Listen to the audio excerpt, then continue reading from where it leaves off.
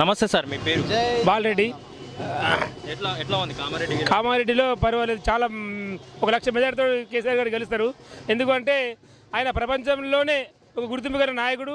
అలాగే 76 సంవత్సరాల స్వాతంత్రం వచ్చిన అప్పటి నుంచి పరిపాలన చేసే గత ప్రభుత్వాలు ఎవరు కూడా రైతుపై రైతు బీమా కానీ, రైతు పెట్టుబడి కానీ, రైతుల పట్ల ప్రేమ కలిగిన రైతే రాజు, రైతే అనే మాట నిదర్శనంగా చేసిందంటే ఆయన ఒకటే ఈరోజు. అలాగే ఈనాడు రైతుకు గుర్తింపు వచ్చిందంటే ఓన్లీ కేసీఆర్ ప్రభుత్వంలో రైతుకు గుర్తింపు వచ్చింది. గత 70 సంవత్సరాల పరిపాలన ఏనాడు రైతులు పట్టించుకున్న నాయకుడు ఎవరు లేరు. ఎందుకు మరి కామారెడ్డి నుండి పోటీ చేస్తున్నాడు? కామారెడ్డి ఒక ఈ కొత్తగా ఏర్పడిన జిల్లా కాబట్టి ఈ చుట్టుపక్కల ఉమ్మడి నిజామాబాద్ జిల్లాని అభివృద్ధి చేయాలన్న సంకల్పంతో ఈ కామారెడ్డిలో అతను పోటీ చేయడం జరుగుతున్నది. అలాగే ఈ కామారెడ్డి చాలా ప్రాతినిధ్యం ఉన్నది. దీనికి ఒకనాడు వ్యవసాయ రంగం చాలా అభివృద్ధి చెందింది. ఇంకా మేము చాలా ఆయన వెంటుండి ఆయనను 1 లక్ష మెజార్టీతో గెలిపించుకొని మేము ఆయన ద్వారా అభివృద్ధి చెందాలని మేము అనుకుంటున్నాం. హ్యాట్రిక్ సీఎం అయ్యే ఛాన్స్ ఉందా? ఖచ్చితంగా ఉంది. హ్యాట్రిక్ సీఎం అయ్యే ఛాన్సెస్ ఉన్నాయి. బంపర్ మెజార్టీతో కామారెడ్డిలో 1 లక్ష మెజార్టీతో గెలుస్తాడు. అలాగే ప్రస్తుతం మాత్రము ఒక 85-90 సీట్లు ఖచ్చితంగా తెలంగాణ ప్రభుత్వానికి వస్తాయి. ఖచ్చితంగా తెలంగాణ ప్రభుత్వం మళ్ళీ హ్యాట్రిక్ సీఎం ఈయననే అవుతాడు. नमस्ते अन्न, మీ పేరు? या मेरा नाम अब्दुल वसीम अकरम है। कामारेड्डी लोकल? हाँ, मैं यहाँ लोकल का ही रेजिडेंट हूँ, कामारेड्डी का ही हूँ। केसीआर इక్కడికి రావడం ఎట్లా ఉంది? ये तो केसीआर साहब आने के लिए कामारेड्डी में बहुत खुशकिस्मती है। जैसे कि कुछ चीज़ें मैं बताता हूँ कि केसीआर साहब ने जो स्कीम्स यहाँ पर इम्प्लीमेंट किए हैं ना, जैसे कि हिंदुस्तान में जितने भी स्टेट से वहाँ ऐसे स्कीम्स नहीं हैं। जैसे कि लगा लीजिए शादी मुबारक, रैतु बंधु है, रैतु बीमा है। और ये कांग्रेस की हुकूमत में इससे पहले 2 रुपये किलो चावल दिया जाता था, या तेल भी दो या दाल भी दो, पैसों में दिया जाता था। मगर केसीआर साहब जब से आए हैं गरीबों का ख्याल रखते हुए चावल फ्री में दे रहे हैं, वो एक चीज़। और स्पेशली फोकस उनका माइनॉरिटी रेजिडेंशियल स्कूल्स पे बहुत फोकस है।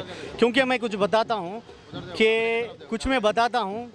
कि हाईली फॉर्म कमेटी हमारे मनमोहन सिंह सरकार के दौर में सच्चार कमेटी बनी थी 2004 में। और उसके बाद 4 से लेके 14 तक कांग्रेस की सरकार थी। माइनॉरिटीज़ को यहाँ पर क्या है मतलब निगलेक्ट किया गया। सच्चार कमेटी की रिपोर्ट ये कह रही है कि हम माइनॉरिटीज़ बहुत बैकवर्ड है। गंपा गोवर्धन गाరు ఎందుకు పోటీ చేయట్లేదు? गंपा गोवर्धन साहब एक विप है, उन्होंने भी अच्छा करे। आप देख लीजिए प्रीवियसली जब दूसरे एमएलएस थे तब हुआ कम, एक लिमिट में हुआ। सर आने बाद जैसे कि रोड्स अच्छे बने हैं। और आप देखिए अब लाइट्स आ चुके हैं, वार्ड्स में भी डेवलपमेंट आया है। एक माने कि हाइजीनिक रह रहा है, वार्ड्स में भी अच्छे हैं, उनके द्वारा स्कीम्स भी मिले हैं। और एक चीज़ मैं बताता हूँ कि जैसे सच्चार कमेटी की भी रिपोर्ट थी, वैसे ही हमारे retired chief justice Ranganath Mishra ji की भी एक अपने क्या है बोलते so national commission religious linguistic minorities की एक कमेटी फॉर्म हुई। उसकी भी रिपोर्ट कह रही कि हम माइनॉरिटी सबसे ज़्यादा पिछड़े हैं। तो उसके बाद भी कांग्रेस 9 साल हुकूमत में थी। It was formed in 2000। CM होता ना? Just one thing let me clear, 2005 में इनकी कमेटी फॉर्म हुई, उसकी रिपोर्ट आई। तब से लेकर 9 साल में भी हमको अलग सा देखा गया। माने कि हमको वोट मतलब एक पोलराइजेशन किया गया इंडिया में।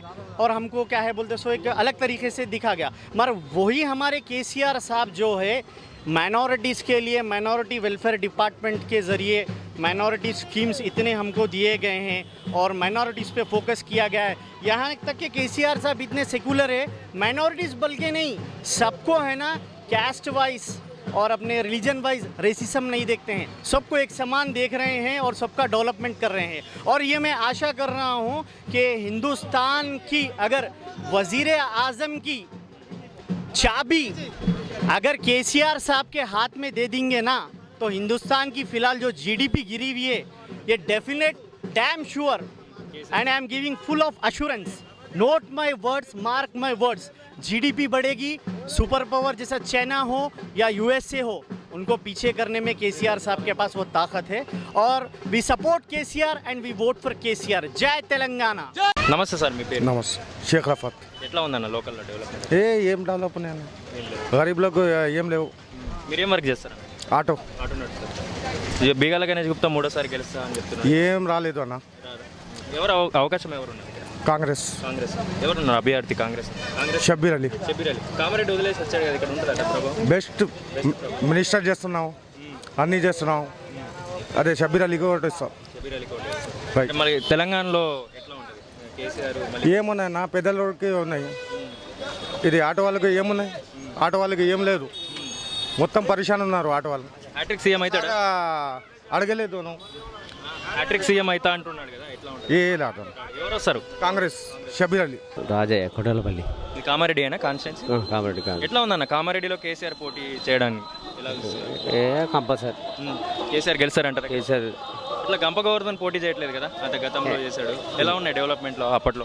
బాగానే డబుల్ బెడ్రూమ్ ఇచ్చారు అక్కడ, డబుల్ బెడ్రూమ్ ఇచ్చిరు పెన్షన్లు పెన్షన్ గత ప్రభుత్వం అంటే ఇది బాగానే ఉంది, బాగానే ఉంది. బాగానే ఉంది. రైతు బంధు కానీ కానీ మంచి. అయితే మరి తెలంగాణలో మూడోసారి కేసీఆర్ సీఎం అయ్యే ఛాన్స్ ఉందంటారా? నాకు 100% ఉంది. మీకు పబ్లిక్ చూస్తే ఉన్నది. ఎట్లా ఎవరెవరికి పోటీ ఎక్కువ ఉంటుంది? కేసీఆర్కి రేవంత్ రెడ్డికి పోటీ ఉంటుందా? బీజేపీ క్యాండిడేట్కి రేవంత్ రెడ్డి గారి కేసీఆర్ గారికి పోటీ ఉంటుందా? రేవంత్ రెడ్డికి ఉంటుంది. స్టేట్లో కూడా అంతే ఉంటుందా? రాష్ట్రంలో కూడా? నేను రాష్ట్రంలో చెప్తున్నా. రాష్ట్రంలో. థ్యాంక్ యూ అన్న. నమస్తే అన్న, మీ పేరు? అర్జున్ అన్న. ఇక్కడ నిజామాబాద్ ఎట్లా ఉంది? నిజామాబాద్ కాంగ్రెస్ వచ్చేటట్లున్నా అన్న. కాంగ్రెస్ వచ్చేటప్పుడు ఎవరి మధ్య పోటీ ఎట్లా ఉంది? ఎవరెవరి మధ్య ఉంటుంది పోటీ? టీఆర్ఎస్కు అది కాంగ్రెస్కు బీజేపీ అంత లేదు. బీజేపీ కూడా ఉంది కానీ తక్కనిగా. ఎవరున్నారు క్యాండిడేట్లు? ఎవరున్నారు ఇప్పుడు టీఆర్ఎస్ క్యాండిడేట్ ఎవరికి? ఎమ్మెల్యే బాజిరెడ్డి ఇక్కడ బాజిరెడ్డి. ఇందుకు మంచి చేయలేదంటారా? ఏం చేసిండన్న? ఏం చేయలేడు. రోడ్లు లేవు కరెక్ట్, ఏది లేదు. Rythu Bandhu ఇస్తలేరా? Rythu Bandhu, double bedroom, pension. Rythu Bandhu వస్తుంది కానీ డబల్ బెడ్రూమ్ పెన్షన్లు అయితే అవి అప్లై చేసినా కానీ మా ముసలమ్మకు రాలేవు. ముసలమ్మకి రాలేదా?